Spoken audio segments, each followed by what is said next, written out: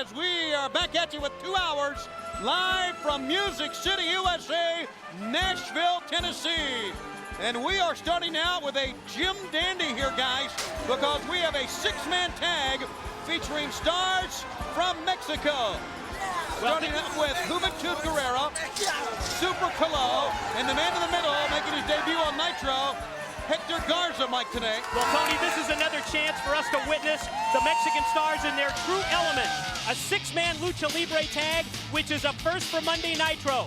We've seen them tear down the house on a Clash of Champions and also back on the Super Brawl pay-per-view last February, but this is their chance to shine on Nitro.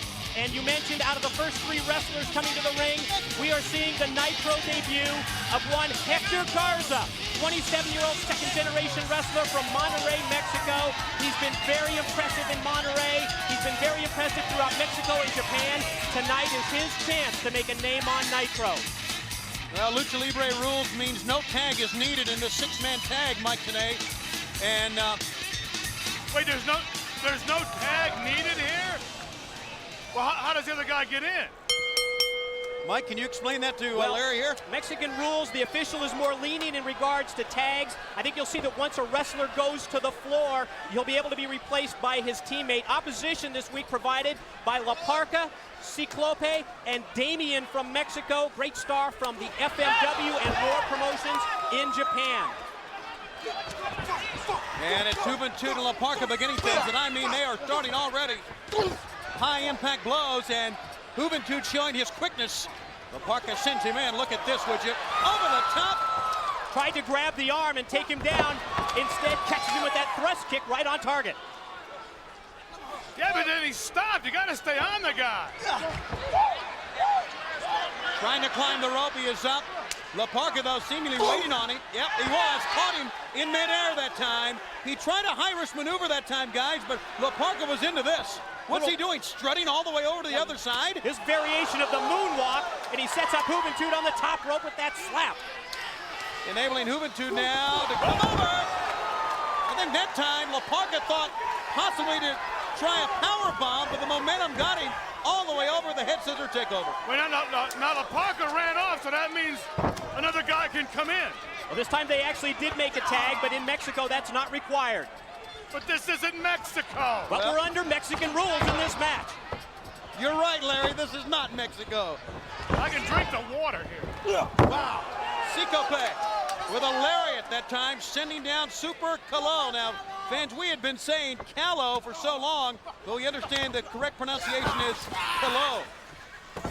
And up on top, Calo.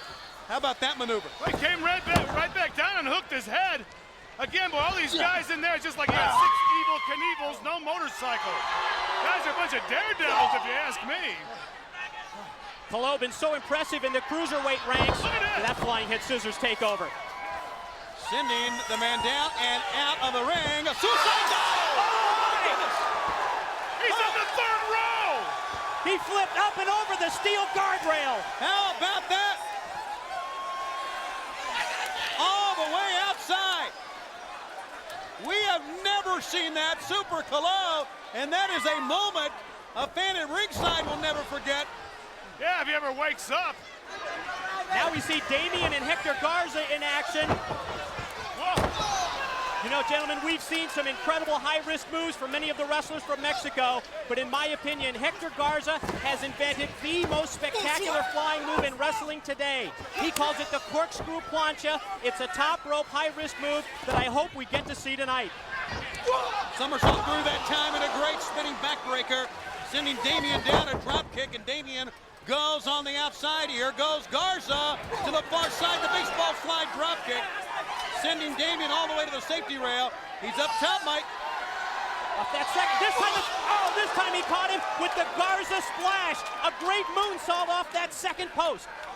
Oh, these guys are bordering insane, I'm telling you. That's a maneuver that's going to put yourself in the hospital. He looks like he hurt himself. I think they really already went over but now the look, border. there was no tags. They just came right in there. But again, he was out on the floor, Larry. That's why he's able to be replaced in the ring. Remind me not to go to Mexico. Parka, kind of a running kick that time. A back leg front kick on the face, and there is a clothesline from Ciclope. You know, everywhere I go, I'm asked questions about the backgrounds, the identities, the history of Mexican wrestling. And within the next month, I'm going to be making a trip to Mexico, and we'll try and bring some insight through some video packages and shed some light on the great tradition of lucha libre, professional wrestling in Mexico. All right, Mike, we look forward to having that on our program in the weeks to come. Well, you know, it obviously has a different historical background to develop into this kind of daredevil style. I mean, these guys cannot have a long future physically the way they're going. Their lifespan has to be maybe 5 years or so. They put their bodies and their careers on the line every night, Larry. But they certainly give the fans some exciting moments in the ring each and every time they go out. Garza now tripped by Damien on the low side. The fans. Hector Garza we see out on the floor now, being held by Damien in that full Nelson. And now the only 2 men left in the ring are going at it. Big power slam, 1, 2, and well, that time it looked like Parka almost let him up. Well, I think Juventud, he just kind of wiggled his way out of there. And Parka right. threw him too hard, landed on his feet. Oh boy, missing the splash. Oh, Damien God. hits the wrong man. Parka spills down to the mat. Down to the far side, Juventud. Oh my goodness. I thought it was a double flying head scissors, and instead he just took Damien right down to the concrete. But I think Juventud got the worst of it. Damien's slow to get up, but Juventud looked like he hit the concrete when Damien hit the mat. And now Parka on the outside. Who's left?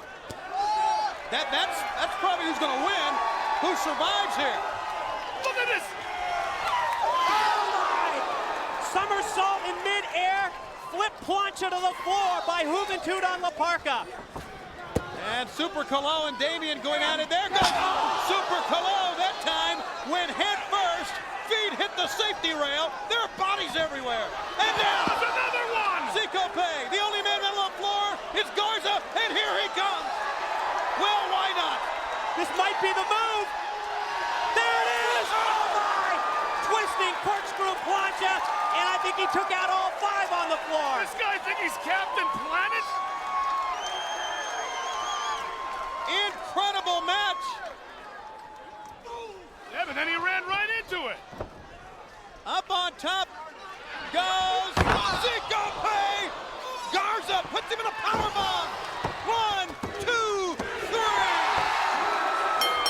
They are standing for an incredible opening match here on WCW Monday Nitro. If there's a slow-mo today, feel free to take it. Yeah. Wow, what a way to open up Nitro on this Memorial Day, and we're back with this great 2-hour program. We have more great action still to come on this hour number 1. Remember, Sonny Ono says he has a prize from Masahiro Chono, and that man will be here tonight